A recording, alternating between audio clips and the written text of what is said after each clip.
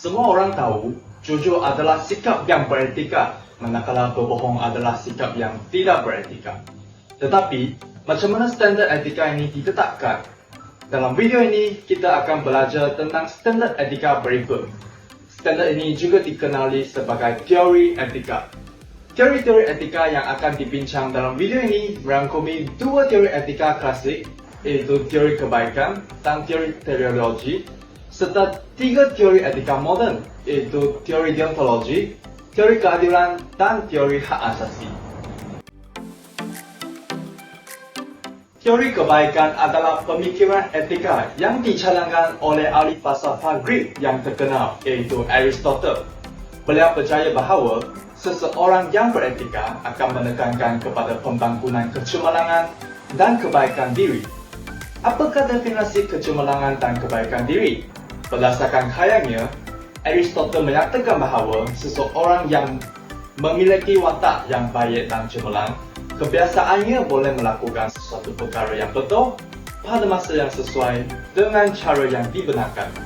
Beliau menegaskan bahawa kebaikan moral ini adalah kemahiran semula jadi, tetapi ia juga boleh dipupuk melalui pendidikan.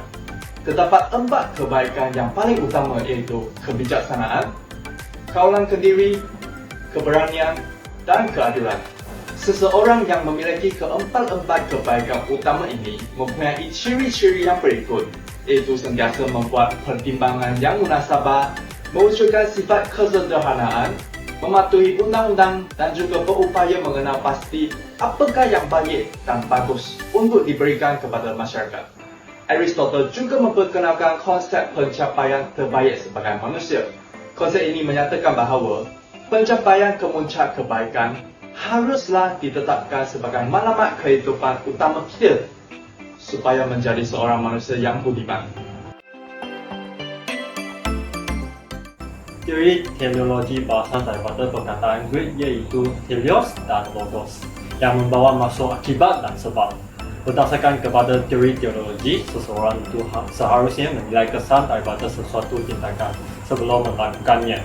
Jika tindakan tersebut membawa kesan yang baik daripada kesan buruk, maka tindakan itu dianggap sebagai beretika dan ia adalah dibenarkan atau sebaliknya. Woi, makan apa? Jom, Restari. Okey, jom. Woi, tengok.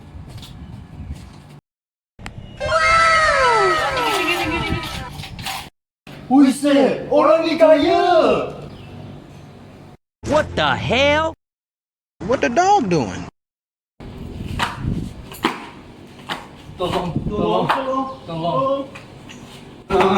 Bruh. Tu bos. Kasih. Walaupun tindakan memberi teman boleh membantu peminta sedekah ini memenuhi keperluan kehidupan asas, tetapi juga akan menyebabkan beliau menjadi seorang pemalas, serta menjadi contoh kepada individu lain untuk mengikuti arahan peminta sedekah itu. Oleh itu, tindakan ini dianggap sebagai tindakan tidak beretika berdasarkan kepada teori teleologi. Terdapat dua aliran pemikiran teori teleologi, yaitu aliran ikonisme dan aliran utilitarianisme. Aliran ikonisme berpendapat bahawa tindakan yang boleh memberi kesan baik maksimum kepada diri adalah paling utama, manakala aliran utilitarianisme merupakan kepada prinsip tindakan yang membawa kesan baik kepada bilangan orang. Yang paling maksimum adalah lebih utama. Dua orang sarjana yang sering dikaitkan dengan aliran utilitarianisme iaitu Jeremy Bentham dan John Stuart Mill. Kajian sarjana berikutnya juga memenuhi dua aliran pemikiran tambahan kepada aliran utilitarianisme, iaitu utilitarianisme tindakan dan utilitarianisme peraturan. Aliran pemikiran utilitarianisme tindakan menyatakan jika sesuatu tindakan menghasilkan kesan lebih daripada kesan buruk, maka tindakan tersebut adalah dibenarkan tanpa menimbang peraturan manakala aliran utilitarianisme peraturan menyatakan bahawa sesuatu tindakan itu haruslah tidak bercanggah dengan peraturan yang sedia ada, walaupun kesan baik lebih daripada kesan buruk. Aliran utilitarianisme peraturan ini akhirnya berkembang menjadi teori teotologi. Dalam teori etika klasik, fokus diberikan kepada tindakan individu, manakala bagi teori etika moden, fokus lebih diberikan kepada prinsip-prinsip yang harus diikuti semasa menetapkan sesuatu peraturan atau undang-undang, kerana dalam masyarakat moden, etika ditentukan oleh undang-undang. Perkataan deontologi berasal daripada bahasa Greek deontos yang bermaksud wajib. Immanuel Kant, seorang ahli falsafah Jerman pada abad ke-18, ialah seorang sarjana yang menghuraikan dengan terperinci teori deontologi. Teori deontologi tidak melihat kepada kesan sesuatu perbuatan, sebaliknya menekankan kepada tanggungjawab atau kewajipan yang harus dilakukan oleh seseorang individu dengan syarat tidak melanggar undang-undang. Teori ini bermatlamat mewujudkan masyarakat yang menyantuni semua orang dengan penuh rasa hormat dan bermarah dengan melaksanakan tanggungjawab masing-masing yang selaras dengan undang-undang. Walau bagaimanapun, teori ini mempunyai kelemahan yang ketara, iaitu tiada garis panduan yang jelas terhadap tindakan yang boleh dianggap sebagai tanggungjawab dan prinsip yang harus diamalkan semasa penetapan undang-undang.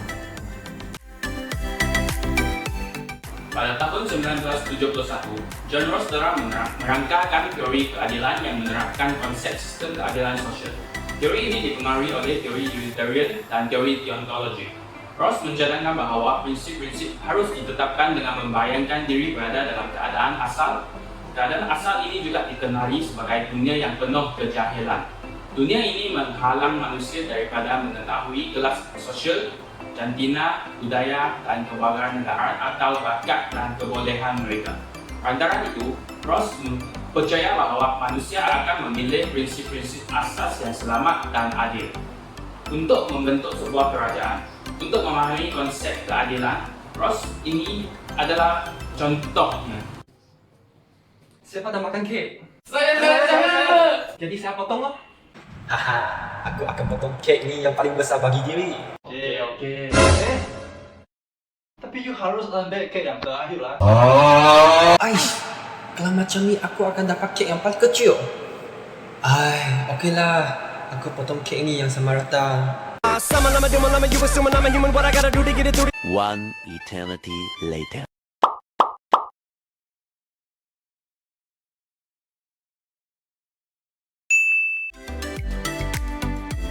Teori hak asasi. Teori etika hak asasi manusia adalah konsep yang diperkenali oleh seorang ahli falsafah barat, John Locke.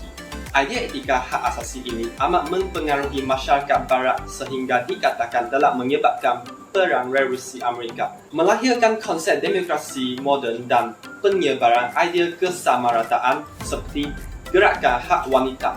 Menurut Locke, terdapat 3 terus hak asasi manusia, iaitu hak kehidupan, hak kebebasan dan hak memiliki harta. Pada dasarnya, beliau berpendapat bahawa ketiga-tiga hak ini mengatasi semua hak-hak yang lain dan kerajaan yang ideal adalah kerajaan yang melindungi ketiga-tiga hak ini untuk setiap rakyatnya. Walaupun ideologi ini diterima oleh ramai negara, namun terdapat juga kritikan ke atas teori hak asasi ini. Kritikan terhadap teori ini merangkumi andaian bahawa hak asasi mengatasi semua hak lain. Banyak mendakwa andaian tersebut tiada betul, memupuk sikap individualistik dan memingkirkan sikap keprihatin dalam masyarakat. Keseluruhannya, teori-teori etika dibangunkan sejak dahulu sehingga sekarang adalah panduan yang amat penting dan bermakna dalam kehidupan seharian kita. Selain daripada menutupkan tindakan yang beretika, teori-teori tersebut juga boleh membantu kita menyelesaikan dilema etika, membuat keputusan dan juga mengenal pasti tanggungjawab etika kita sebagai manusia. Sampai sini sahaja video ini. Sekian, terima kasih.